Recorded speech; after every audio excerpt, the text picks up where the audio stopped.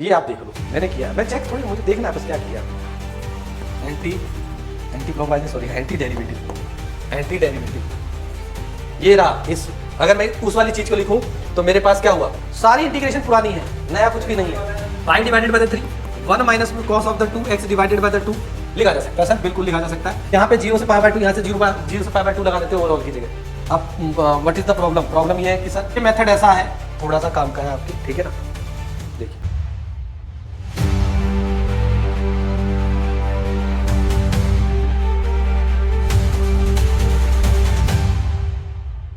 देखो, एक सबसे इंपॉर्टेंट चीज़ है, आज अगर हम देखें तो कुछ महीने के बाद, आज जुलाई लास्ट है शायद, 31 जुलाई है ना। अगस्त, सितंबर, अक्टूबर, नवंबर, दिसंबर, जनवरी, फरवरी में आपके पेपर स्टार्ट हो जाएंगे। टोटल आपके पास है 6 महीने। अब इन 6 महीनों को हम कैसे यूटिलाइज कर सकते हैं, ये हमारे ऊपर डिपेंड करता है, ठीक है। तो सबके पास ये आता है कि सर बहुत सारा लोड हो जाता है, यहाँ का काम करना, वहाँ का काम करना, ऐसे करना, वैसे करना। तो किस तरीके से बेस्ट रिविजन की जा सके, तो एक टेक्निक मैं आपको बताता हूँ, एक छोटी सी टेक्निक। अगर मान सकते हो तो मानना, नहीं मानोगे तो भी आप ही की मर्जी है उसमें। बट अगर आपने उसे इम्प्लीमेंट कर दिया, अभी इम्प्लीमेंट कर दिया, तो आपको बाद में प्रॉब्लम नहीं आएगी। और बहुत अच्छी टेक्निक है, ठीक है। करना क्या है आप तो उस टेक्निक में, अगर मैं आपको समझाता हूँ, ठीक है, बहुत डिफिकल्ट लेके मत चलना, बहुत सिंपल तरीके से। देखो आपके पास है मेनली 3 सब्जेक्ट, एक होता है पी, एक सी, एम, और जिसके पास एम नहीं है मान लीजिए उसके पास बायोलॉजी है, ठीक है। मैं सिर्फ पीसीएम की बात कर रहा हूँ। आप एक काम करो, मार्केट में जाओ और एक कॉपी खरीदो मोटी सी, थोड़ी सी मोटी होनी चाहिए, पतली नहीं। उस कॉपी को खरीदो और उस कॉपी का नाम लिखो। नाम आप मेरी तरफ से रखना चाहो तो मेरी तरफ से रख लो, RKY टारगेट बैच, ठीक है। टारगेट ले लो आप, टारगेट बैच ले लो, कुछ भी ले लो आप, या फिर आप ले इसको कुछ और नाम देना चाहते हो, अपने तरीके से देना चाहते हो तो अपने तरीके से दीजिए। इसको क्या लिखोगे, टारगेट, ठीक है। नहीं लिखना है इसका नाम, कुछ और जो तुम्हारा मन करे, अच्छा सा नाम लिख लो और उसका नाम लिखो, टारगेट लिखो या फिर डिसिप्लिन। उस कॉपी का नाम ही लिख दो डिसिप्लिन कॉपी, ठीक है, क्योंकि टारगेट तो टारगेट है, वो तो आपका अपना पार्ट है। तो इस कॉपी का नाम लिख सकते हो डिसिप्लिन कॉपी। अब डिसिप्लिन कॉपी क्या है, इस डिसिप्लिन कॉपी में आपने करना क्या है, एवरी डे, यानी कि कल है अगस्त 1, राइट, अगस्त 1 है, एवरी डे आपने 15 क्वेश्चन, केमिस्ट्री में 10 क्वेश्चन, फिजिक्स में 10 क्वेश्चन की कॉपी में आपने एवरीडे करना है, एवरीडे। अब मुद्दा ये उठता है कि सर कौन से क्वेश्चन, नो मैटर, आपको जो चैप्टर आता है उस चैप्टर को उठाओ, करे हुए क्वेश्चन वो करने वो कर लो आप, क्योंकि मैं चाहता हूं या आपको ये कर सको आप, मैं जो चाहता हूं वो ये है कि आप ना डेली 15 क्वेश्चन अपने रूटीन वर्क से हटकर करो, ताकि आपको देखो 20, 10 और 10, 20 और ये 35, 35 क्वेश्चन हो गए, आपको 1 से सवा घंटे लगेंगे। बट आपने क्या किया, अपने अंदर एक डिसिप्लिन क्रिएट किया कि मुझे डेली ये करना है।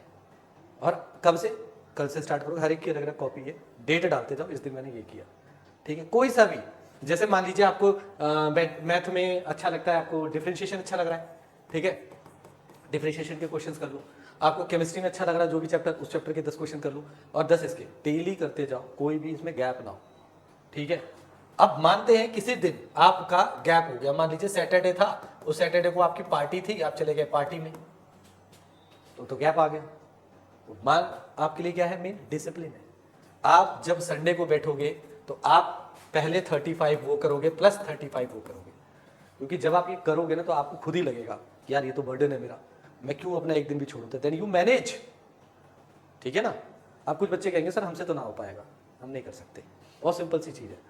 अब बात आती है हाउ टू मोटिवेट योरसेल्फ, हालांकि नहीं करोगे, मुझे मालूम है ना, सिंपल सी चीज है, क्योंकि जो चीज ना अच्छा आउटपुट दे रहा होता है ना, बच्चा उसी से भाग रहा होता है, ये मैंने नोटिस किया है। मतलब 1-2% बच्चे होते हैं तभी वो स्कोर कर पाते हैं। आप ना, अगर मैं एक प्रैक्टिकल बात करूं सॉरी, अगर मैं प्रैक्टिकल बात करूं कि पर क्वेश्चन के एक बच्चे को 100 रुपए मिलते करने के, समझो, अगर प्रैक्टिकली ऐसा होता कि बेटा आपको एक क्वेश्चन करने के 100 रुपए मिलेंगे, तो आपके कितने हो गए, 3500 रुपए एक दिन के। ओ माय गॉड, तो एक नॉर्मल इंसान की सैलरी से ज्यादा है। तो 90,000 भी क्रॉस करके 1 लाख के आसपास पहुंच गए आप लोग, 1,05,000 रुपए महीने का कमाओगे आप, अगर 100 रुपए आपको पर डे मिलते, तब आप करते, अब जीते मरते करते आप, चाहे आपको शादी में जाना था तो करके जाते। यही साइकोलॉजी चेंज करनी है, समझे। हर चीज किसी के लिए नहीं, अपने लिए करो, क्योंकि ये वाला जो पैटर्न है ना, आपको कहीं ना कहीं मार्क्स के इंप्रूवमेंट में जाएगा। इसके दो फायदे, पहला फायदा आपकी राइटिंग इंप्रूव होगी, स्पीड इंप्रूव होगी, जो बोर्ड के लिए बहुत जरूरी है, ठीक है, कैलकुलेशन पार्ट के लिए जरूरी है। ऐसा नहीं होता हमेशा शॉर्टकट चलता है, हम जाएंगे नवंबर में किसी टीचर का शॉर्टकट वीडियो उठाया, पढ़ लिया, निकल गए, उतना ही निकल पाओगे जितना हो सकता है। क्योंकि अभी देखना अक्टूबर नवंबर दिसंबर जब स्टार्ट होगा ना, दे धड़ाधड़ शॉर्टकट वाला, वन शॉट, ये शॉट वो शॉट, शॉर्टकट मेथड सिखाना सब कर देंगे स्टार्ट। तो वाई, जब वो आना है तो आना है, आप अभी से तो पूरा पढ़कर चलो, ताकि उस शॉर्टकट को तभी अप्लाई कर पाओगे ना जब आपको थ्योरी और बेसिक मालूम होगा, ठीक है। तो मैं उम्मीद करता हूं आप में से कोई इस रूल को फॉलो करे, ठीक है। अगर आप तीनों नहीं कर सकते, आप 2 ले लो कोई सब्जेक्ट, 3 ले लो कोई सब्जेक्ट, 1 ले लो कोई सब्जेक्ट, पर आप स्टार्ट करो एटलीस्ट, आपको एडवांटेज मिलेगा। और मेरे को लाके दिखाओ, आप एवरीडे सर ये लो, मैंने 2 दिन का ये आप देख लो, मैंने किया है, मैं चेक थोड़ी, मुझे देखना है बस क्या किया आपने। अब इसमें एक चीज और कर सकते हैं हम लोग, मैं अपने सब्जेक्ट का कर सकता हूं, क्या कर सकता हूं, मैं एक काम कर सकता हूं कि मैथ के 15 क्वेश्चंस की शीट आपको एवरीडे दे सकता हूं, मैं अपलोड कर दिया करूंगा, आप वहां से ले लो। एक काम मैं ये कर सकता हूं कि 15 क्वेश्चंस के कहीं से भी होंगे, रैंडम होंगे, आप उसमें से जो हो रहे नहीं हो रहे, डाउट बाद में पूछ लेंगे, जब भी कभी रिवीजन होगा, कुछ भी होगा, आपके पास वो शीट तो ऐसे फॉर्मेट में आ गई।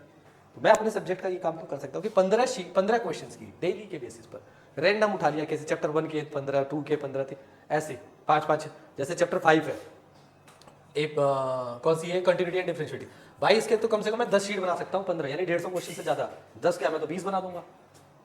देयर इज लॉट्स ऑफ, आप उसमें कई क्वेश्चन ऐसे होंगे जो आपके रिपीट होंगे। चैप्टर नंबर 7 है, इसके तो 30 शीट बनवा लो, 30 15 क्वेश्चन की 450 क्वेश्चन, 400 तो 500 तो मैं आपको क्लास में करा दूंगा प्रैक्टिस के टाइम पे ही। तो कहने का मतलब ये है, आप अगर अप्लाई करते हो इस चीज़ को, जो भी अप्लाई करता है, कौन कौन करेगा वैसे, किसके से उम्मीद कर सकता हूँ, तुमसे तो मैं कर ही सकता हूँ, ठीक है। एक सब्जेक्ट पे आप ले लो, कोई सा भी एक सब्जेक्ट, जब आपको लगे दूसरा सब्जेक्ट पे जाना है, 2 सब्जेक्ट या 3 सब्जेक्ट, तब आप 2 पे करिए, पहले 1 से स्टार्ट कीजिए, ठीक है। कि सर मैंने ये कॉपी बनाई है, इसमें मैं 15 क्वेश्चन डेली कर रहा हूँ, मैं डेट वाइज चेक करूँगा जब भी आप चेक कराओगे, ठीक है। अब आपको क्या चाहिए मेरी हेल्प में, शीट चाहिए ना, क्योंकि शीट एक मोटिवेशन है, वो आपके सामने आएगा तो आप करोगे, ठीक है। तो शीट में अपलोड करना स्टार्ट कर दूंगा, अपलोड कहाँ करूँगा, कैसे करूँगा, मैं आपको ग्रुप में डाल दूंगा, अब वहाँ से वो शीट पिकअप कर सकते हो। क्लियर हो गया, चले आगे, आज पढ़ना स्टार्ट करें फिर, ओके।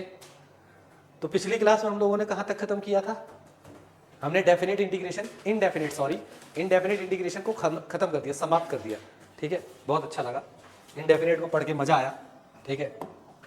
अब उसके बड़े भाई से मिलते हैं हम लोग, डेफिनेट से। अभी तक आप लोगों ने जो पढ़ा था वो है इनडेफिनेट इंटीग्रेशन, अब जो हम पढ़ने जा रहे हैं उसका नाम है डेफिनेट इंटीग्रेशन। अगर इसकी भाषा के बारे में बात करें तो भाषा के बारे में का मतलब होता है डेफिनेट इंटीग्रेशन, एक तरीके से आपको इनडेफिनेट में मेनली क्या मिलता था, सी मिलता था, डेफिनेट में आपको सी नहीं मिलेगा, आपको एक लिमिट मिलेगी, अपर लिमिट और लोअर लिमिट, उनको पुट करके आपको क्या करना होता है, फाइनली एक आंसर निकालना होता है। और डेफिनेट इंटीग्रेशन की एक सबसे अच्छी बात जानते हो क्या है, उस क्वेश्चन को चाहे 1 लाख लोग करें बैठकर, कितने भी लोग करें, आंसर सबका सेम आएगा। इनडेफिनेट में ये नहीं होता था, इनडेफिनेट में क्या होता था, मेथड अगर चेंज हो गया तो बेसिकली उसके अंदर क्या चेंज हो जाता था, आंसर का पैटर्न चेंज होता, लास्ट में आंसर चेंज हो जाता था। अगर एमसीक्यू दिया है तो बच्चे को फाइट करके एमसीक्यू वाला आंसर लाना पड़ता था, ठीक है। डेफिनेट में सबसे अच्छी बात यही कि आंसर सभी का सेम आएगा, एक डेफिनेट आंसर आएगा, ठीक है। वेरी गुड, हाँ जी बेटा। नहीं, आसानी से कुछ नहीं होता है, पढ़ना पड़ता है उसके लिए बस। अच्छा एक बात बता, तुझे इंग्लिश कैसी लगती है, आसान या डिफिकल्ट? आसान है डिफिकल्ट? आसान है ना, मेरे को डिफिकल्ट लगती है, समझा बात को, नहीं समझा, डिफिकल्ट लगती है मुझे नहीं समझ आती इंग्लिश, मुझे नहीं नाउन समझ आते, वर्ब समझ नहीं आते, कहाँ इज एम आर लगाना है, कैसे बोलो, मुझे नहीं समझ में आता, मुझे नहीं याद होते इन डिफिकल्ट वर्ड्स, मुझे हिंदी समझ आती मुझे। तो जिसको जैसे, जिस पे मैंने मेहनत की ही नहीं उस पर कभी, अब मैं मेहनत करूँगा तो मुझे आसान लगने जाएगी कि मैंने उस पर फोकस ही नहीं किया। तो सेम चीज़ है, आसान और डिफिकल्ट का डिसीजन मत लिया करो, आसान आपको बड़े आराम से समझ में आ जाएगी, ठीक है। आप प्रैक्टिस करोगे तो आएगी। और आसान वाली बात है ना, जैसे इसने पूछ लिया, ये आसान उससे इसलिए है क्योंकि इनडेफिनेट के ही पार्ट इसमें यूज हो जाते हैं, प्रॉपर्टी वाले में कुछ नया पैटर्न आ जाएगा बस, और कुछ नहीं है, ठीक है। लिखो, a function let F be a continuous function on the closed interval on the closed interval a comma b and phi एक दूसरा फंक्शन है, phi B and anti clockwise anti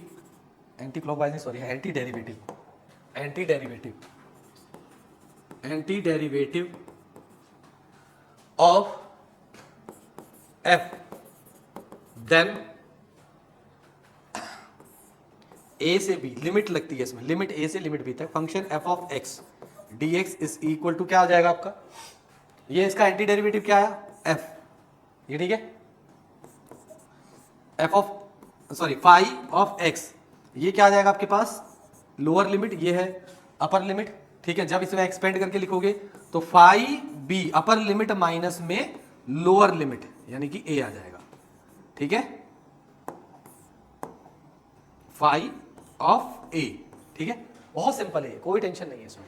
अब इसको डिफिकल्ट नहीं करते, ये लैंग्वेज थोड़ी सी बेकार सी लग रही है, आप इसे आसान सी कर दीजिए। आपको पता है ना इंटीग्रेशन, तो पता है इंटीग्रेशन क्या होता है बेसिकली, नहीं इंटीग्रेशन करना क्या होता है मेनली, जो यहाँ पे जो ये इंसान लिखा होता है ये कौन है, ये fx क्या है, थप्पड़ मार दूंगा वहीं आकर मारूंगा, ठीक है ना, फंक्शन नहीं है ये, एक्चुअली में डेरिवेटिव होता है। जब आप इसको एंटी डेरिवेटिव करते हो तो ये वापस यहाँ पे आता है ना, आपको याद कराता हूँ मैं थोड़ा सा। जब आपके पास कोई फंक्शन होता है, इसका जब आप डेरिवेटिव करते हो तो f ऑफ x आता है, मान लीजिए इसका एंटी डेरिवेटिव करते हो, है ना, इंटीग्रेशन एंटी डेरिवेटिव करते हो तो आपको वापस मिलता है ना।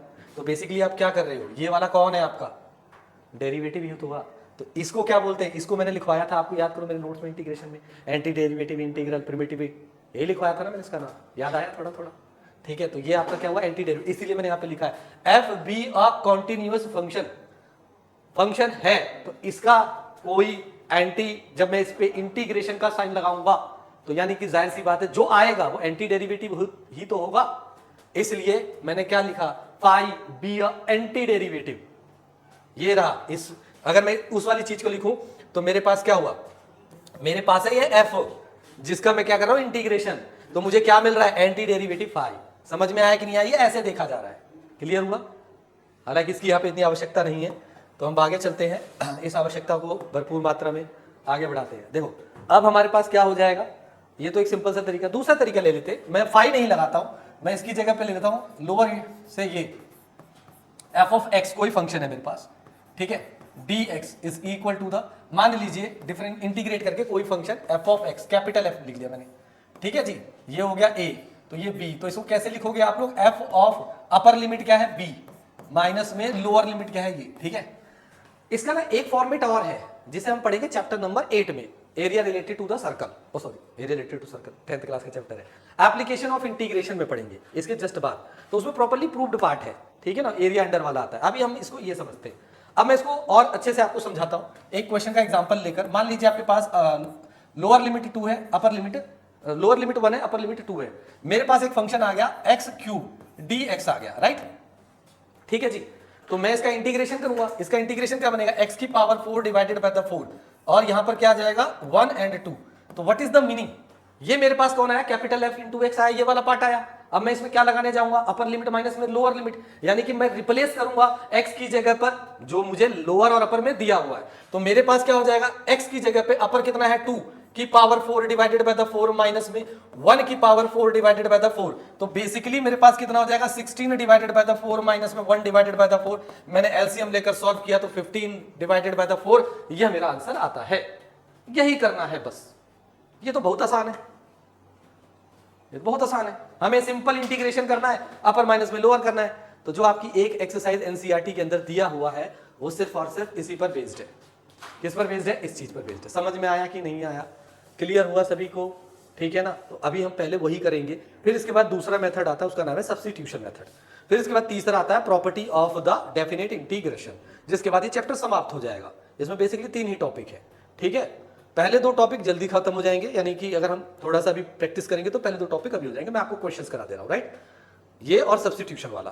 फिर जो मेन समय लेता है वो आपका समय लेता है डेफिनेट की प्रॉपर्टी वाला, property of definite integration. Total 8 प्रॉपर्टियां हैं, जिसमें हम ब्रेक कर कर चलेंगे। 1 से 4 एक बार में पढ़ेंगे और 4 से लेकर 8 एक बार में पढ़ेंगे, 5 से लेकर 8 अगली बार में पढ़ेंगे। Write down. चलिए कुछ क्वेश्चंस करते हैं हम लोग। जैसे कि मैं एक क्वेश्चन ले लेता हूं। अब इस क्वेश्चन में हमारे बीच मौजूद जेसीबी भाई हमें मदद करेंगे, ठीक है। तो जेसीबी भाई बताइए, ये लोअर लिमिट है या अपर लिमिट है। अब हमें इंटीग्रेशन करना है साइन स्क्वायर एक्स डीएक्स का। तो भैया हमें बताएंगे कैसे होगा इंटीग्रेशन साइन स्क्वायर का। भाई सारी इंटीग्रेशन पुरानी है, नया कुछ भी नहीं है। हाँ जी बेटा, तो बताओगे ना। इस लड़के को आज मेरी तरफ से एक आइसक्रीम खाएगा, चॉकलेट, थप्पड़। सही है भाई, लड़का एकदम सही बोला, एकदम इनाम तो बनता है, ठीक है। मेरी तरफ से एक रोटी ज्यादा खा लियो आज घर पे, ठीक है, ये सही है। पाई डिवाइडेड बाय द 3, 1 माइनस में cos of the 2x divided by the 2 dx आ गया, ठीक है ना। यह एक बात बोल दी ना पापा से, पापा चॉकलेट दिला दो, सर ने बोला था, ठीक है, सर ने कहा था, मैंने आंसर दे दिया है। सिंपल है। अब आपके पास ये आ जाएगा। अब देखो जब आप इसे इंटीग्रेट करोगे, मैंने आपको बताया था तरीका वही से, इस इंटीग्रेशन को तो जिंदगी में कई बार देख चुके हो आप लोग, है ना। तो ये क्या होगा, 1/2 आपका बाहर आ जाएगा, integration of the pi 6 pi by 3, ठीक है भैया। 1 माइनस में cos ऑफ द 2x ये आ गया, इसका करना है इंटीग्रेशन। चलिए जी, 1/2 ये रहा बाहर, इसका इंटीग्रेशन हो जाएगा x, इसका हो जाएगा साइन में 2x डिवाइडेड बाय द 2 आ गया। अब आई बारी किसकी, अपर लिमिट माइनस में लोअर लिमिट पुट करने की। यहां पर आके आप दो चीजों का फैसला ले सकते हो। पहला फैसला क्या कि आप चाहो तो इस 2 को क्या करो, बाहर ले लो एलसीएम लेकर, तो थोड़े से आपको आसानी हो जाएगी। अच्छा मैंने यहाँ पे ये तो लिखा ही नहीं भाई, किसी ने बोला भी नहीं मुझे पाई बाय 3, तो ये कितना हो जाएगा 1/2, यहाँ से हो जाएगा 2x माइनस में साइन में 2x डिवाइडेड बाय द 2 आ गया, एंड यहाँ से क्या हो जाएगा पाई बाय 6 और पाई बाय 3, ठीक है। ये चलता रहेगा, ये बाहर चला गया। जब ये बाहर जाएगा तो कितना बनेगा, राइटिंग गंदी आ रही है थोड़ी सी, है ना भाई, सही है भाई। अच्छा और अच्छी कर देते हैं। 1/4 यहाँ से कितना बना, ये बनेगा 2x माइनस में साइन में 2x, और ये कितना हो जाएगा पाई बाय 6 और ये पाई बाय 3। अब बारी आई अपर लिमिट माइनस में लोअर लिमिट करने की। 1/4 मैंने करली ब्रैकेट लगाया ताकि आपको सही तरीके से यहाँ पे दिखाया जा सके। तो मैंने सबसे पहले अपर लिमिट पुट किया इस पूरे में, यानी कि 2 इंटू में पाई बाय 3 माइनस में साइन इंटू 2 की जगह क्या है, x की जगह पाई बाय 3 आ गया। ये तो हो गया बच्चों अपर लिमिट, माइनस में इसकी जगह क्या आएगा लोअर लिमिट। लोअर लिमिट आ जाएगा 2 इंटू में पाई बाय 6 माइनस में साइन 2 इंटू में पाई बाय 6, ये हो गया। और ये करली ब्रैकेट से इसे बंद कर दिया। अब इसे हम सॉल्व करेंगे, तो इसे सॉल्व करते हैं 1/4 से। इंटीग्रेशन आ जाएगा 2 पाई बाय 3 आ गया, यहाँ पे आ गया साइन में 2 पाई बाय 3। क्या इसे आप जानते हो, क्लास 11 से आपके साथ था ये। ब्रैकेट गलत लगे, ब्रैकेट का बड़ा इंपॉर्टेंट रोल होता है भाई, कहीं गलती ना हो आपसे और मुझसे। तो ब्रैकेट के लिए करली ब्रैकेट हमने यूज किया था बाहर के लिए, इसको हमने ओपन में रखा। माइनस का साइन ये मेरे पास कट गया, ये मेरे पास आएगा पाई बाय 3, और यहाँ पर वो भी कट जाएगा, इससे ये कट गया, तो ये मेरे पास पाई बाय 3 यानी कि 60 डिग्री होता है ये जनरली। तो 1/4 आपके पास ये आ गया, करली ब्रैकेट ये आ गया आपके पास। नाउ बेसिकली अगर मैं बात करता हूं तो मेरे पास क्या आएगा, ध्यान से देखते हैं। ये हो जाएगा मेरे पास, ओपन करना चाहे ओपन कर लीजिए।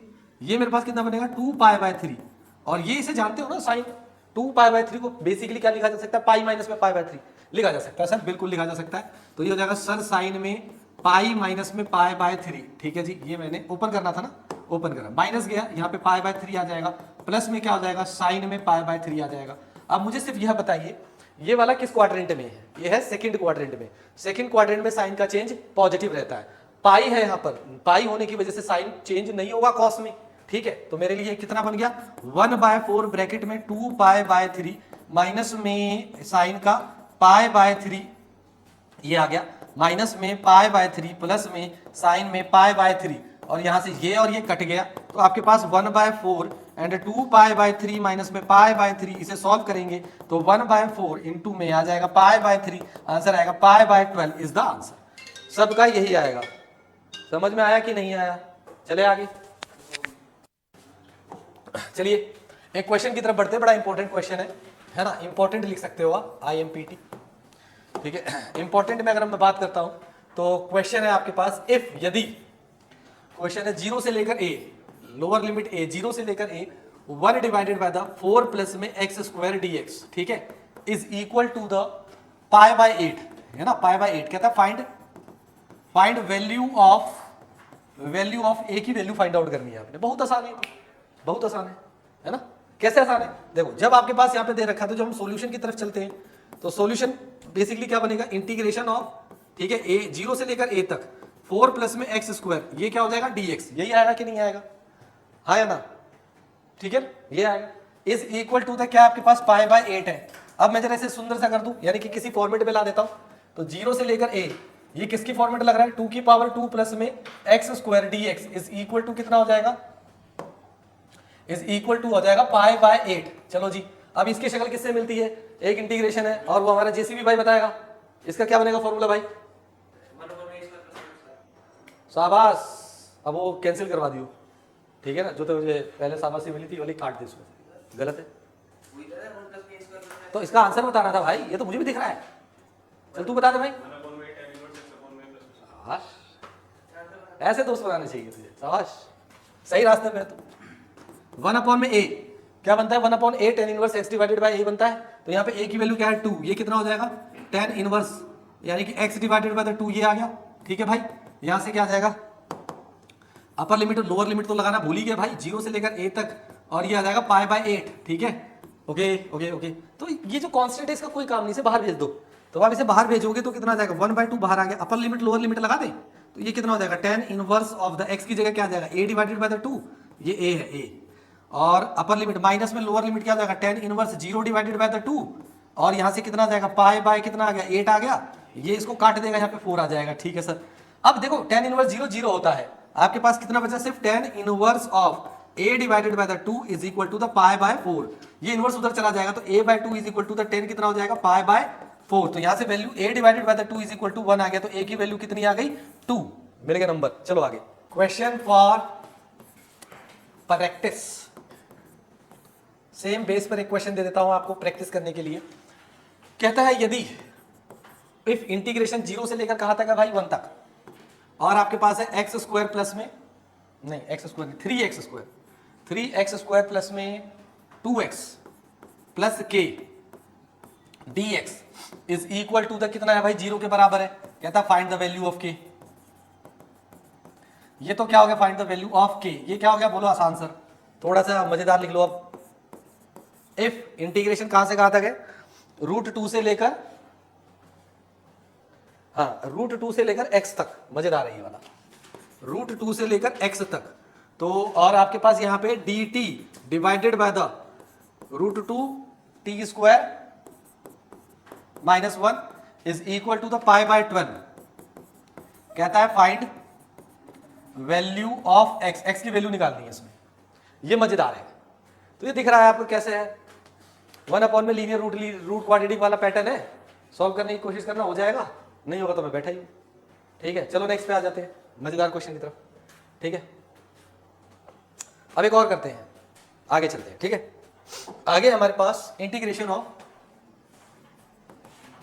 कहां से कहां तक है भाई, 0 से 2 तक है, नहीं 0 नहीं है भाई 1 है, 1 से 2 तक है, और इंटीग्रेशन किसका करना है, x divided by the x plus में 2, x प्लस में 1 इंटू में x प्लस में 2, तो ये तो आप जानते हो। अब लिमिट को छोड़ो एक बार को, जो आपके पास ये आया है ये वाला, ये तो आप जानते हो ना। अब मेरा सवाल आपसे ये है कि प्रॉपर है या इम्प्रॉपर है, बोलियो मत, प्रॉपर है या इम्प्रॉपर है, काय को प्रॉपर है, काय को इम्प्रॉपर है, सिंपल सी बात है भाई, प्रॉपर है तो क्यों है, इम्प्रॉपर है तो क्यों है, बस सीधी सी बात है, हेड एंड टेल करोगे तो दोनों में से ही खाएगा, तो रीजन ये होना चाहिए प्रॉपर है कि इम्प्रॉपर है। अगर इसने सही बता दिया तो तुझे नहीं मारूंगा, अगर इसने सही बता दिया तो नहीं मारूंगा, अगर इसने गलत बताया तो मारूंगा, ठीक है बता भाई, अब बता। प्रॉपर है ये क्योंकि degree of numerator is less then degree of denominator. अपने खाते में एक घुसा लिख लियो मेरा, मारो तो बात में, क्वाड्रेटिक इक्वेशन है ये, ऊपर लीनियर इक्वेशन है। वैल्यू से क्या मतलब है, जब मैंने आपको पार्शियल फ्रैक्शन पढ़ाया था तो मैंने यही तो बताया था प्रॉपर फ्रैक्शन और इम्प्रॉपर क्या होता है। न्यूमरेटर जो है इसकी डिग्री कितनी है 1, इसको मल्टीप्लाई करोगे तो इसकी डिग्री बनेगी 2। जब न्यूमरेटर की डिग्री डिनोमिनेटर से कम होती है, यानी कि डिनोमिनेटर की डिग्री न्यूमरेटर से ज्यादा होती है, तो उसे हम प्रॉपर बोलते हैं। और इम्प्रॉपर क्या होता है, जब डिग्री बराबर या ग्रेटर हो किसकी, न्यूमरेटर की। तो ये पार्शियल फ्रैक्शन का हो गया। इसको कैसे करोगे सॉल्व, सबसे पहले इसे सॉल्व करो सिर्फ। इसके लिए आपके पास क्या हो जाएगा, लेट कर लोगे x divided by the x plus में 1 इंटू में x प्लस में 2 is equal to the a divided by the x plus में 1 प्लस में b divided by the x plus में 2। अगला स्टेप क्या हो जाएगा, x is equal to a into में x प्लस में 2 प्लस में b इंटू में, यहां तक तो स्टेप मैंने बता रखा है डायरेक्ट करने का मेथड। भाई एलसीएम लोग इधर जाएगा एलसीएम कट जाएगा एंड सो ऑन, ये बचता है। तो अब मैंने क्या किया, x की वैल्यू कितनी कर दी, -1 पुट किया, पुट पुट, ठीक है। तो -1 यहां पर जाएगा, ये वाला इंसान 0 हो जाएगा, a में -1 प्लस में 2 यानी कि ये बन जाएगा आपका a ओनली। तो a की वैल्यू कितनी आ गई, -1।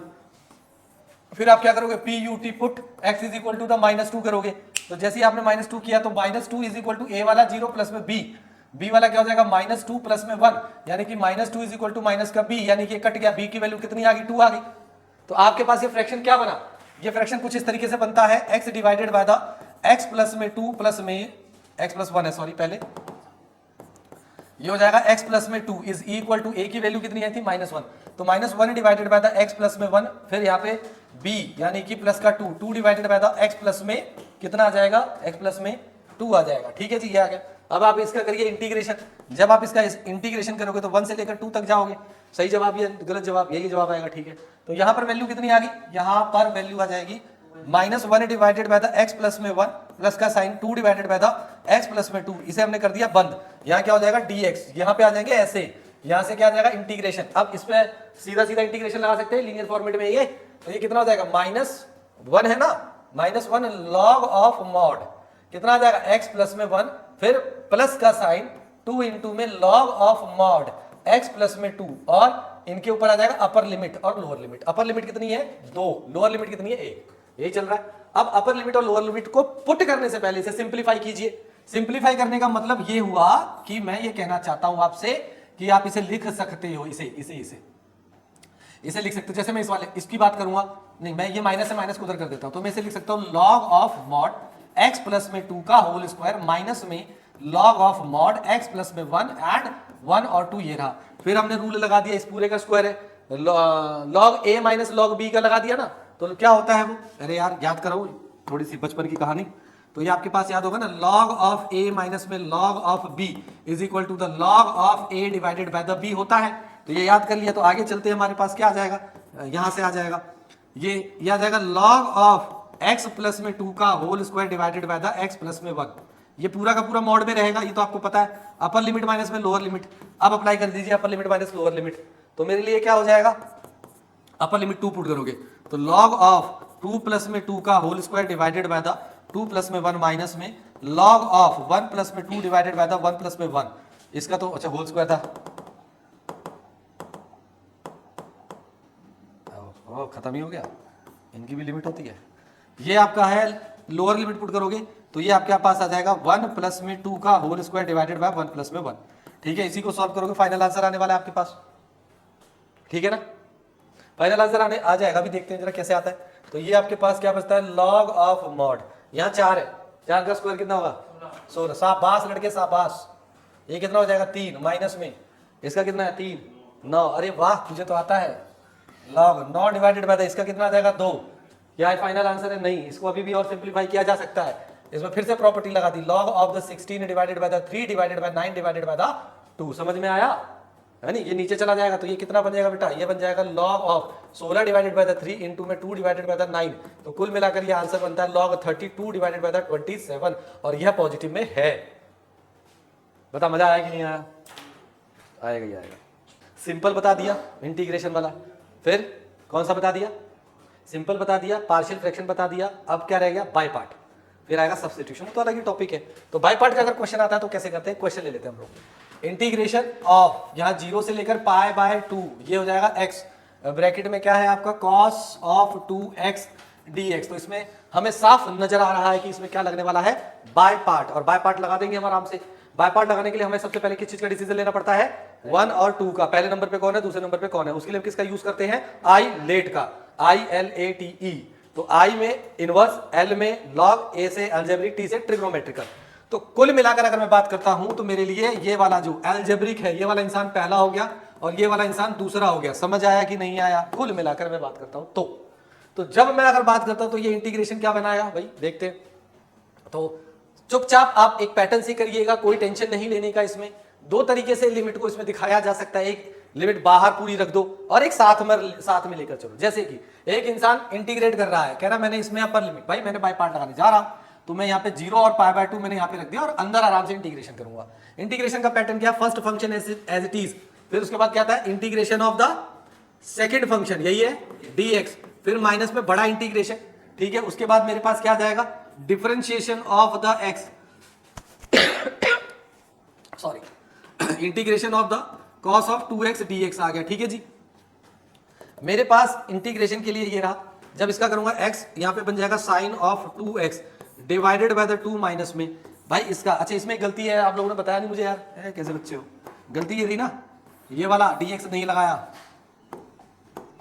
ठीक है।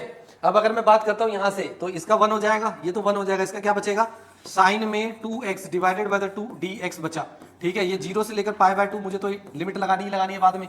कुछ लोग क्या करते हैं यहाँ पे 0 से π/2, यहाँ से 0 से π/2 लगा देते हैं ओवरऑल की जगह, वो भी सही है, ये भी सही है, ठीक है ना, वो भी सही है और ये भी सही है।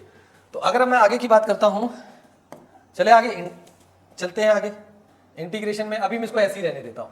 मेरे लिए क्या बनेगा, ये x sine of the 2x divided by the क्या आएगा 2, अब इसको इंटीग्रेट कर लेता हूँ, तो 1/2 तो बाहर आ गया, साइन का क्या बन जाएगा माइनस में cos of the 2x divided by the 2 आ गया, ठीक है, हो गया इसका इंटीग्रेशन, ये हो गया 0 से लेकर π/2। समझ में आया कि नहीं आया, समझ में आ गया, ठीक है। अब इस पूरे फंक्शन को मैं सिंप्लीफाई कर देता हूँ, तो सिंप्लीफाई करने का मतलब एक सिंपल सा बना देता हूँ, तो x साइन में 2x divided by the 2 plus का sine cos of the 2x divided by the 4 आ गया। अब आप इसमें अपर लिमिट और लोअर लिमिट का प्रयोग कर सकते हो, ठीक है जी।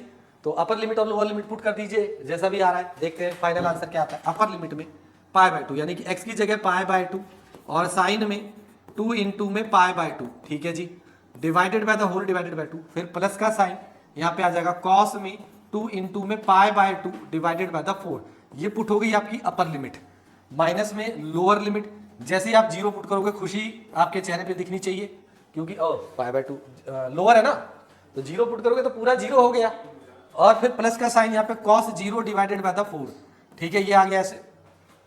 अब अगर मैं इसकी बात करता हूं तो ये और ये कट जाएगा, तो बड़ी दुख की बात है यहाँ पर कि जो साइन पाई की वैल्यू होती है वो होती है 0, फिर प्लस में ये कट जाएगा, तो यहाँ पर इसकी वैल्यू होती है cos पाई बचेगा और यहाँ पर 4 बचेगा।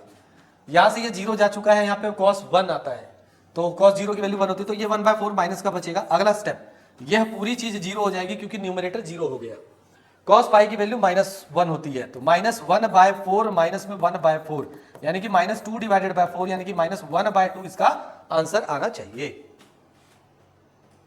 समझ में आ गया कि नहीं आया। अब आते हैं, क्या हो गया, सिंपल इंटीग्रेशन का इवैल्यूएशन हो गया, पार्शियल का हो गया, बाय पार्ट का हो गया। अब बचता हमारे पास सब्स्टिट्यूशन।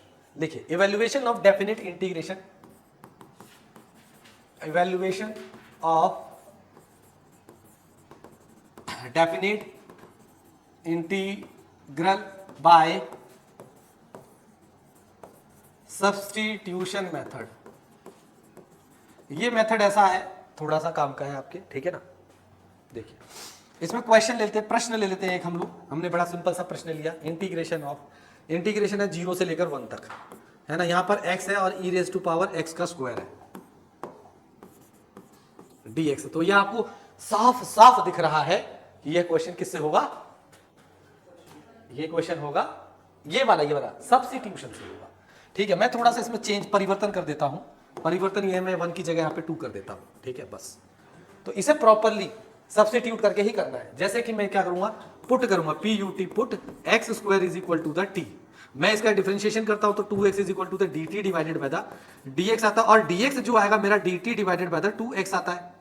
पर यहां पर एक छोटी सी प्रॉब्लम है।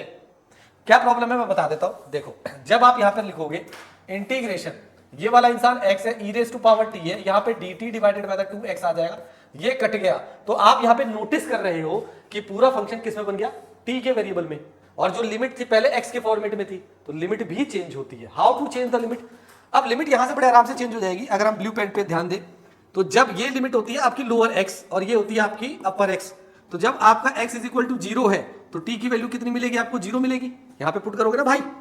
और जब आपके पास x की वैल्यू 2 है तो t की वैल्यू कितनी मिलेगी आपको, 4 मिलेगी। यानी कि जो नई लिमिट आई है वो 0 से कितनी हो गई, 4 हो गई। और वापस हम क्वेश्चन पे चलते हैं। 1/2 बाहर आ जाएगा, e raise to power T dt आ गया, क्योंकि e raise to power T एक डीड फंक्शन है, इसका इंटीग्रेशन सही रहता है 0 से लेकर 4 तक। तो 1/2 ये रहा, यहाँ पर क्या हो जाएगा ई टी, ये आ गया 0 से लेकर 4 तक। आपने अपर लिमिट माइनस में लोअर लिमिट किया तो ई रेस टू पावर 4 माइनस में ई रेस टू पावर 0। जब आप इसे सिंपलीफाई करोगे तो 1/2 ई रेस टू पावर क्या हो जाएगा 4 माइनस में 1। अच्छा मैं तो भूल गया, बच्चे टैलेंट नहीं दिखाएंगे, टैलेंट तो दिखाते ही है, एक टैलेंट दिखाना ये बाकी रह गया। ई रेस टू पावर 0 बच्चे 0 लिख देते हैं, हो गया आंसर गलत। अब एमसीक्यू में मजेदार बात है, आपको जानते हो क्या देगा, 1 ई रेस टू पावर 4 भी देगा और 1/2 ई रेस टू पावर 4 माइनस 1 भी देगा। पर टैलेंट आपका अगर दिख गया तो आप इसमें टिक मारोगे, निकल लोगे। नहीं, ई रेस टू पावर 0 ई की वैल्यू 2 पॉइंट समथिंग होती है, 2.7 समथिंग होती है, तो any number raise to power 0 1 देता है। तो ये गलती नहीं करनी, टैलेंट थोड़ा छुपा कर रखो, इतना नहीं दिखाना बोर्ड में या एग्जाम में। तो यहाँ पर कितना आ जाएगा 1, ठीक है। तो ये कितना हो जाएगा e raise to power 4 minus 1 divided by 2 is the answer. हाँ, तो सब्स्टिट्यूशन यही है बेसिकली, जितना सब्स्टिट्यूट करोगे आप, सिर्फ आपको लिमिट, सब्स्टिट्यूशन में मेथड क्या है, सिर्फ लिमिट चेंज करनी होती है और आपको सब्स्टिट्यूशन वैसे ही करना है जैसे आप सब्स्टिट्यूशन पहले करते आ रहे हो, ठीक है ना। तो बस आपको इसी की प्रैक्टिस करनी है, जब प्रैक्टिस करते जाओगे क्वेश्चन होता जाएगा, ठीक है। तो जैसे कि एक और मैं करा देता हूँ क्वेश्चन, ठीक है। ये थोड़ा सा जाना पहचाना सा है, इसलिए इंटीग्रेशन है आपके पास 0 से 1 तक, लिमिट है आपके पास 0 से लेकर 1 तक। यहाँ पे आपके पास tan inverse of the x है, 1 प्लस में एक्स स्क्वायर dx है, ये आपको दिख रहा है। अब आप क्या करोगे, पुट करोगे, किसको पुट करोगे, tan इनवर्स को। Put tan inverse is equal to the t। तो जब आपने डिफरेंशिएशन किया 1 अपॉन में एक्स स्क्वायर आ गया, जहां dx की वैल्यू आ जाएगी 1 प्लस में एक्स स्क्वायर और ये क्या हो जाएगा dt हो जाएगा, ठीक है ना। अब what is the problem, problem ये है कि सर ये तो हमने कर दिया, लिमिट चेंज की आपने, नहीं लिमिट नहीं चेंज की। लिमिट चेंज करने के लिए आप गए पहले x इज इक्वल टू 0, तो जब आप पुट करोगे तो tan इनवर्स ऑफ 0 की वैल्यू t पर, तो कितना दे देगा 0 होता है, tan इनवर्स 0 0 होता है। फिर आप आओगे 1 पे, x is equal to 1 put कर दिया तो आपका tan इनवर्स 1 आता है, तो ये t, तो यानी कि t की वैल्यू कितनी आ गई π/4, यानी कुल मिलाकर ये लिमिट चेंज हो गई। कहाँ से कहाँ तक चेंज हुई, ये लिमिट चेंज हुई 0 से लेकर π/4 चेंज हुई। समझ में आया कि नहीं आया, है ना। तो ये हो जाएगा t divided by the 1 plus में एक्स स्क्वायर, 1 प्लस में एक्स स्क्वायर यहाँ आ जाएगा एंड dt आ जाएगा, ये कट जाएगा। तो लिमिट आपकी 0 से लेकर π/4 होगी, t आ गया एंड dt आ गया, सही है ना यहाँ तक। तो जब आप इसको इंटीग्रेट करोगे तो t square divided by the 2 आ गया, ब्रैकेट में 0 से लेकर π/4 आ गया। तो जब आप इसे पुट करोगे 1/2 को मैं बेसिकली बाहर कर देता हूँ, तो t स्क्वायर 0 से π/4 है, तो 1/2 ये रहा आपके पास, यहाँ से हो जाएगा pi square divided by the 16 minus में 0। कुल मिलाकर फाइनल आंसर बढ़ रहा है 32, यानी पाई स्क्वायर डिवाइडेड बाय 32 की तरफ। तो इस तरीके से सब्स्टिट्यूशन मेथड अपने आप में समाप्त हो रहा है, ठीक है, परंतु एक दो अच्छे और क्वेश्चन कर ले तो ज्यादा बेटर है। चलो हम ना प्रॉपर्टी ऑफ डेफिनेट इंटीग्रेशन करते हैं। अब आएगा मजा, और सबसे मजेदार बात जानते क्या है, सब्स्टिट्यूशन बड़ी प्रॉब्लम क्रिएट करता है, तो सब्स्टिट्यूशन की प्रैक्टिस करना। कौन सी एक्सरसाइज है, एनसीईआरटी में है, सब्स्टिट्यूशन की एक प्रॉपर एक्सरसाइज दी हुई है, मैं बता देता हूँ, लाइए जरा। 7.8 जो है ना, वो सिर्फ और सिर्फ इंटीग्रेशन के लिए, सिंपल इंटीग्रेशन, जिसमें आप पार्शियल फ्रैक्शन और क्या पुट कर सकते हो, पार्शियल फ्रैक्शन, नॉर्मल इंटीग्रेशन और बाय पार्ट के बेस पे। परंतु जब आप पढ़ोगे 7.9 लिखा हुआ है, evaluation of definite integration by the substitution, यानी कि 7.9 completely is based on the substitution method, ठीक है। तो इससे आपका पेट तो भरेगा नहीं, 10 ही क्वेश्चन इसमें, ठीक है। तो आपके पेट को भरने के लिए मैं एक असाइनमेंट दे दूंगा, जिसमें आपको 25 क्वेश्चन दे देता हूं मैं, ताकि आप उस 20-25 क्वेश्चन से क्या कर सको, क्वेश्चन सॉल्व कर सको, ठीक है भाई। चलिए अब आते हैं property of integration, definite integration. अगला टॉपिक है property of definite integration, integrals, integration, ठीक है ना। पहली चीज, पहली प्रॉपर्टी, देखो ये मैंने नामकरण किया, मैं पहले बता दे रहा हूँ, बुक में जाकर नामकरण करने की या ढूंढने की कोशिश मत करना, ठीक है। और इन प्रॉपर्टी को मैं पढ़ा रहा हूँ, यानी कि मैंने एक पैटर्न बनाया हुआ कुछ ना कुछ, तो आप बेसिकली उसी पैटर्न पे बात करना। ये मत करना कि सर प्रॉपर्टी नंबर 2 तो वहाँ पे तीसरे नंबर पे लिखिए, चौथे नंबर पे, ऐसा कुछ मत सोचना। जैसे मैं पढ़ा रहा हूँ वैसा फोल्डर अपने दिमाग में बना लो, ठीक है। तो चलो भाई पहले प्रॉपर्टी की तरफ बढ़ते हैं, P1 का नाम मैंने रखा है वेरिएबल चेंज प्रॉपर्टी।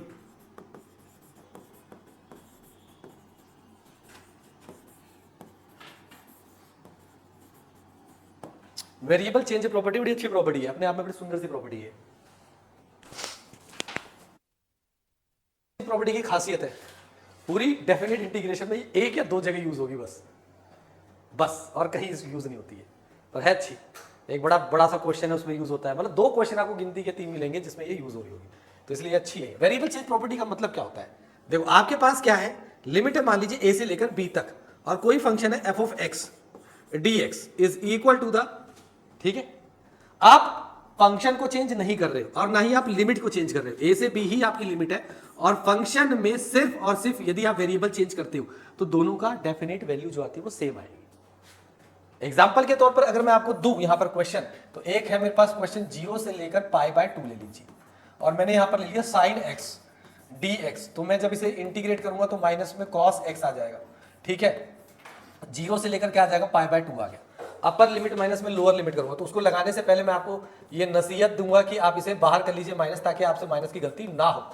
अब आप लगाइए अपर लिमिट माइनस में लोअर लिमिट, तो ये आ गया माइनस में, यहाँ पे जाएगा cos में π/2 माइनस में cos ऑफ द 0, cos π/2 की वैल्यू होती है 0, तो यहाँ पे माइनस बाहर है, 0 माइनस में 1, ये वैल्यू कितनी दे देगा, 1 दे देगा। अब बात समझ में, ये तो आगे समझ में। अब मैं फंक्शन को चेंज नहीं कर रहा हूं, मैं समझना मेरी बात को, इंटीग्रेशन लिमिट कहां से, 0 से लेकर π/2, फंक्शन क्या है मेरा sin x है, क्या है मेरा sin x की जगह मैंने t कर दिया और dt, मैंने सिर्फ और सिर्फ वेरिएबल चेंज किया, आंसर सेम आएगा। यही वेरिएबल चेंज प्रॉपर्टी आपको यही बताती है, if you do not change limits and function only change the variable, answer is same, right. तो ये ओ वाह बेटा वाह, मान गए तुम्हारी पार की नजर को, या पढ़ रहा है क्लास में बैठ के लड़का, ठीक है, पापा के पैसे वसूल हो रहे हैं, बता दिए पापा क्लास में, पापा मैंने क्लास में ये बताया था, आपका पैसा बराबर जा रहा है कल, ठीक है ना। चले आगे, थैंक यू सो मच भाई। अब इसका इंटीग्रेशन क्या हो जाएगा, cos ऑफ द t आ जाएगा, यहां से आपके पास आएगा 0 से लेकर π/2 आ गया, माइनस में यहाँ पे आ गया, और ये आपके पास cos ऑफ द t आ गया, 0 से π/2 आ गया। अब देखते हैं माइनस में वही पुट करोगे आप, cos में कितना आ जाएगा, π/2 आ जाएगा, और cos ऑफ द 0 आ गया, ये वैल्यू होगी माइनस, यहाँ 0 माइनस 1, और ये आपको देगा 1। लो जी, दोनों सेम आ गए। नेक्स्ट प्रॉपर्टी की तरफ बढ़ते हैं, एक तुम्हें दे देता हूं मैं, चलो इसी को प्रैक्टिस करने के लिए, एक प्रैक्टिस करने के लिए दे दूं, यहां पर ब्लू कलर में, इंटीग्रेशन π/6 से π/3, और यहाँ पे sin x है, 2 वेरिएबल से करो, x तो मैंने दे दिया, एक बार वेरिएबल चेंज करके करो, अरे चलो थोड़ा डिफिकल्ट करें ना, मेहनत करनी चाहिए, इसको स्क्वायर कर दो, करो, एक बार x वेरिएबल रखना, एक बार t वेरिएबल। प्रॉपर्टी है आपके पास, प्रॉपर्टी नंबर 2, प्रॉपर्टी नंबर 2 है आपकी limit change property,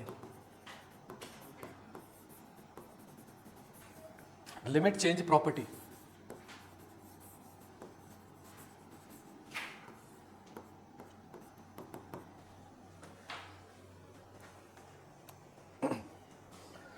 limit change property की अगर मैं बात करता हूं तो हमारे पास क्या जाता है, बहुत सिंपल है, ए से बी तक फंक्शन एफ ऑफ एक्स है, इसमें आप वेरिएबल चेंज नहीं कर रहे, आप इसमें फंक्शन चेंज नहीं कर रहे, आप इसमें लिमिट को चेंज कर रहे हो बस। और लिमिट कैसे चेंज हो रही है, सिर्फ उनकी पोजीशन चेंज होगी, बी यहां आ गया, ए यहां आ गया, तो जो वैल्यू आपको मिलेगी वो सिर्फ माइनस में मिलेगी। जैसे इसने मान लीजिए आपको सॉल्व करके लैम्बडा दिया, तो जब आप इस लिमिट को चेंज करके फंक्शन को सॉल्व करोगे तो ये पूरा आपको माइनस का लैम्बडा देगा। बहुत सिंपल है, मैं आपको समझा देता हूं एक एग्जांपल से। एग्जांपल के तौर पर इंटीग्रेशन 1 से लेकर 3 लिया, एक्स स्क्वायर ले लिया, और ये dx है, ठीक है, 1 से 3 तक इंटीग्रेशन करोगे तो क्या बनेगा, x cube divided by the 3, है ना, 3 को कुछ समय के लिए हम बाहर कर दें, 1/3 बाहर चला गया, तो एक्स क्यूब यहां पर आ गया 1 से लेकर 3, तो 1/3 आपके पास ये आ गया, तो 3 रेज़ टू पावर 3 माइनस में 1 रेज़ टू पावर 3, कुल मिलाकर 1/3 आपके पास आ जाएगा 27 माइनस में 1, फाइनल आंसर जो आपके पास आ रहा है 26 डिवाइडेड बाय 3 आ रहा है। कोई बात नहीं, अब हम इसी क्वेश्चन को लिमिट चेंज करके करते हैं, यानी लिमिट 3 कर दिया और 1, बाकी कोई चेंजेस नहीं किए गए। And this is the x square dx, x cube divided by the 3, यहां पर आपके पास आ जाएगा 3 और 1, यहां से 1/3 आपने बाहर ले लिया, 1 का क्यूब माइनस में 3 का क्यूब, अब आपने किया 1/3 ब्रैकेट में 1 माइनस 27 और माइनस का 26 divided by the 3, same value with changing the sign. अगर ये नेगेटिव में आता तो ये पॉजिटिव में आता, 100% आता। समझ में आया कि नहीं आया, सभी को आ गया होगा समझ, बहुत बढ़िया। चलिए नेक्स्ट प्रॉपर्टी की तरफ चलते हैं जिसका बहुत इंपॉर्टेंट और बहुत यूज है, जिसका नाम है लिमिट ब्रेक प्रॉपर्टी। यही तक मैंने आज आपको कराना है। अब आते हैं हम लोग next third property. Property number 3 का नाम रखा है मैंने limit break property. Limit break property,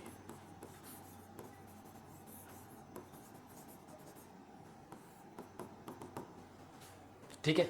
अब इसमें आपके पास क्या है, मान लीजिए आपके पास ए से लेकर बी तक लिमिट है। आप इसमें मल्टीपल, जो आपके पास x की लिमिट है ना, यहां से x is greater than equal to the a से लेकर less than equal to b है, आप इसमें मल्टीपल लिमिट्स लगा सकते हैं।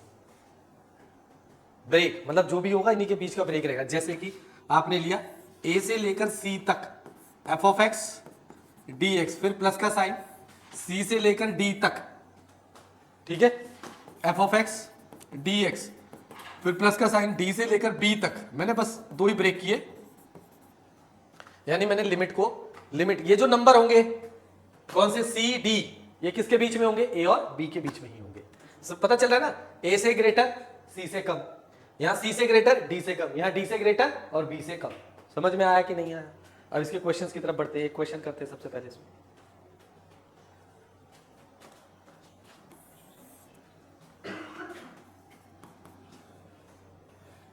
क्वेश्चन लिखिए, इवेल्युएट द फॉलोइंग,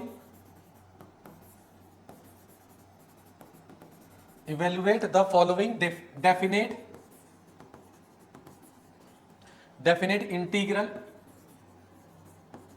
इंटीग्रल्स, ठीक है। ये है आपके पास -1 से 2 तक लिमिट है। f ऑफ x dx जो आपके पास आ रहा है वो आ जाएगा where fx is equal to in the format of break.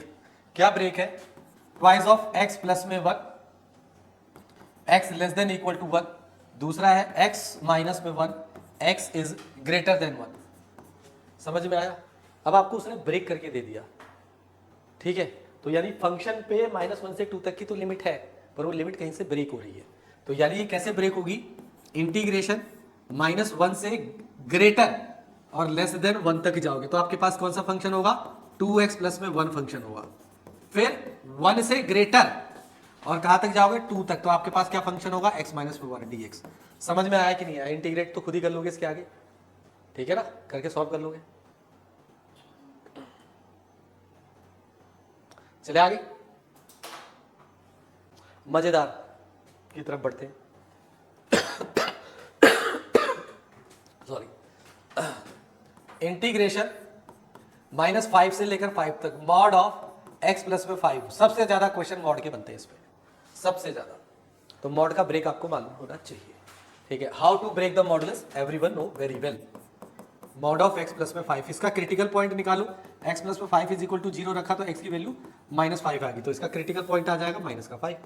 ये रहा, मैंने -5 ले लिया। ये जो एरिया है लेस देन -5 है, और जो ये एरिया है ये ग्रेटर देन -5 है। आपको लिमिट कहां से कहां तक लेके चलनी है, -5 से लेकर कहां तक चलनी है, 5 तक लेकर चलनी है, ठीक है, यहां तक चलनी है। तो फिलहाल मैं ना उसकी बात ही नहीं कर रहा, मैं किसकी बात कर रहा हूं, ये है। अब मैं इसकी बात करूंगा तो इसमें जो फंक्शन है f ऑफ x वो क्या होगा, इधर माइनस का x माइनस x प्लस में 5, अपने क्रिटिकल पॉइंट के लेफ्ट साइड पर मॉडुलस नेगेटिव ओपन होता है, अपने क्रिटिकल पॉइंट के राइट साइड पर मॉडुलस पॉजिटिव ओपन होता है। ये बात तो सही है, ठीक है भाई, ठीक है जी।